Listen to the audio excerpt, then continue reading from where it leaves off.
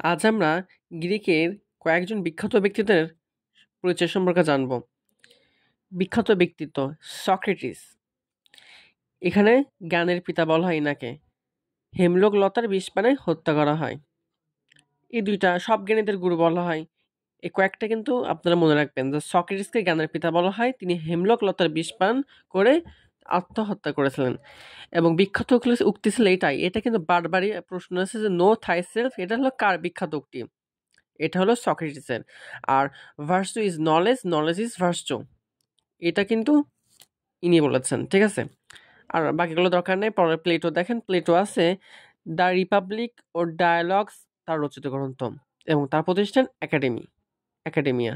এই দুইটা পড়বেন। এবং virtue is knowledge and education is the main thing to acquire virtue, এটা কিন্তু তার উক্তি। এবং অ্যারিস্টটল আছে যে তিনি রাষ্ট্রবিজ্ঞান, প্রাণীবিজ্ঞান ও জীববিজ্ঞানের জন্য, এটা কিন্তু গুরুত্বপূর্ণ, রাষ্ট্রবিজ্ঞানের জন্য কাকে বলা হয়। ঠিক আছে, এরকম কিন্তু প্রশ্ন পড়ে। দ্য পলিটিক্স, সব থেকে বারবার কমন যে প্রশ্নটা আছে, দ্য পলিটিক্স কার লেখা? দি লজিক, এটাও কিন্তু অ্যারিস্টটলে লিখেছেন। এবং বিখ্যাত উক্তির মধ্যে পড়ে শক্তি নয়, ইচ্ছাই রাষ্ট্রের ভিত্তি, আইন হলো ক্ষমতাহীন যুক্তি।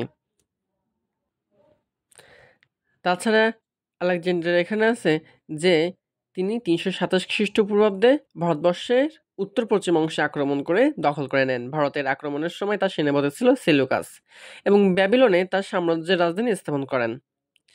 তাছাড়া মহাকবি হোমারের ক্ষেত্রে আছে, তিনি প্রাচীন গ্রিক মহাকবি। হোমার কিন্তু মহাকবি।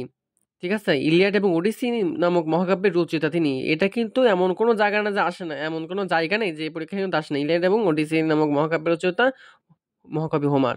তার উপাধি ছিল ব্লাইন্ড বার্ড বা অন্ধ পাখি। আর হেরোডোটাসের ক্ষেত্রে বিখ্যাত হিস্টোরিজ গ্রন্থ আছে। ইতিহাসের জনক কাকে বলা হয়? হেরোডোটাসকে। এটা তো সব জায়গায় আসে, ইতিহাসের জনককে হেরোডোটাস। আর বিজ্ঞানসম্মত ইতিহাস যখন বলবো তখন সেখানে হবে থুকিটাইডিস। এটাই কিন্তু ছিল। ধন্যবাদ।